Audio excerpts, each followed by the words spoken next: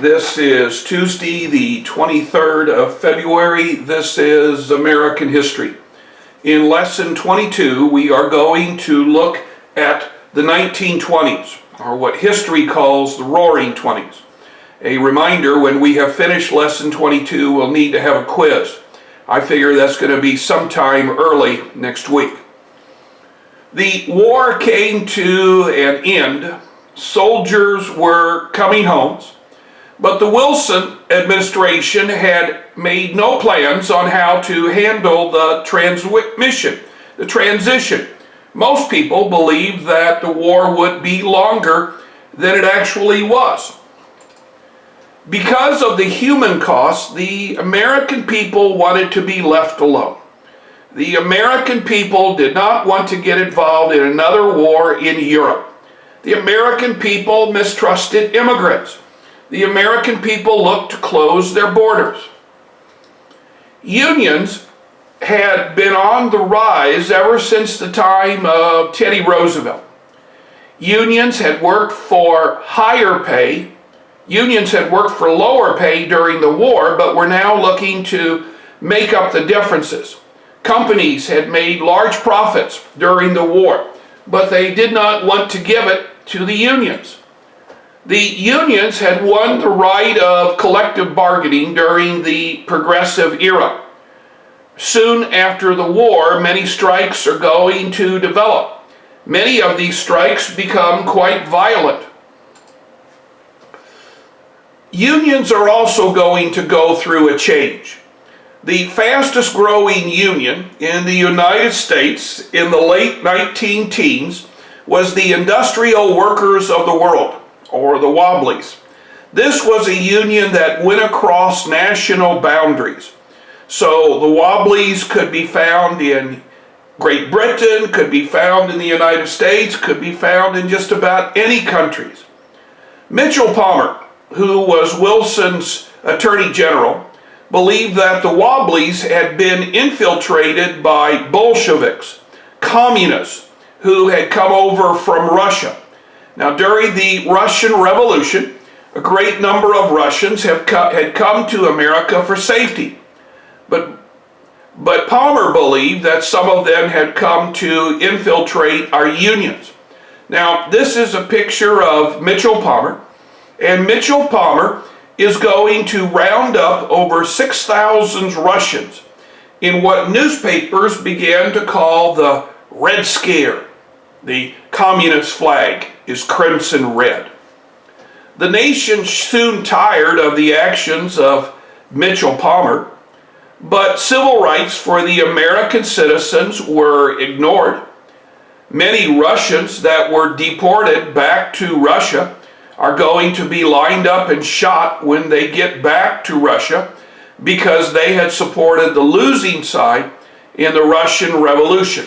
This is a quick look at the Red Scare. Most Americans mistrusted foreigners. Most Americans mistrusted Americans who could not speak English. Now remember, we have gone through one of the greatest influxes of immigration during the 1880s, 1890s, and the beginning of the Progressive period. This came to a head in May of 1920. Two Italian Americans, Nikolai Sacco, he's the gentleman with the big mustache, and Bartholomew Vanzetti, he's the gentleman on the right side, were arrested for a botched robbery of a bank in Boston. Now, the story went that they went in to rob the bank, and they shot the guard and took just a little bit of money. Now, nobody had an accurate description as to who the robbers were. They just said one guy was short and had a big mustache, and the other guy was a little taller, and they both sounded Italian. Based on this description, the police are going to arrest Sacco and Vanzetti, principally because they were known to the police. They were anarchists. They did not want to serve in the war and had found a way to get out of it. The trial was a sham.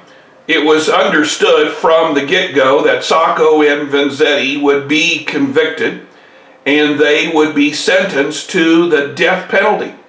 Many Americans felt they were guilty simply because they were immigrants. Both Sacco and Vanzetti were executed in 1927. This here talks a little bit about Sacco and Vanzetti. Over 400,000 blacks had been drafted into the United States Army during the time of World War I. When blacks returned, they wanted to be part of military parades. Now, this here is a picture of Tulsa, Oklahoma. A veterans parade was organized and blacks wanted to march in it because they were veterans. The white community said no. The white community will attack the green side of Tulsa and violence will occur. This video here talks a great deal about the Tulsa riots. Many blacks had begun to follow the teachings of W.E.B. Du Bois. Du Bois had called for the courts to gain their rights. Others had given up on the white community. They believed that the white community would never allow them to be equal, and they began a Back to Africa movement. The Back to Africa movement was led by Marcus Garvey. Marcus Garvey is going to say that blacks should go back to Africa, and he's going to create a shipping line to get blacks back. But Marcus Garvey is also going to talk that blacks should have pride in their race. Garvey was fond of saying that black is beautiful, that we should have black pride. This is a biography of Marcus Garvey. Finally, many blacks are going to migrate to the north during the war. They're going to create enclaves or communities, and they're going to look for these enclaves as places of support. Well, what about whites? Whites mistrusted blacks. They mistrusted immigrants. They mistrusted un-American activities.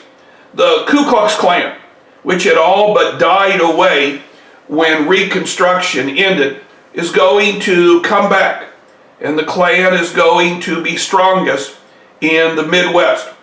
Now, we did a walkout worksheet at the beginning of class today. If you are not in class to watch this video, if you are not in class and you've watched this video in lieu of being in class, make sure that you do the walkout worksheet. Otherwise, you'll be missing 5 points in your grade. This is the end of class for today.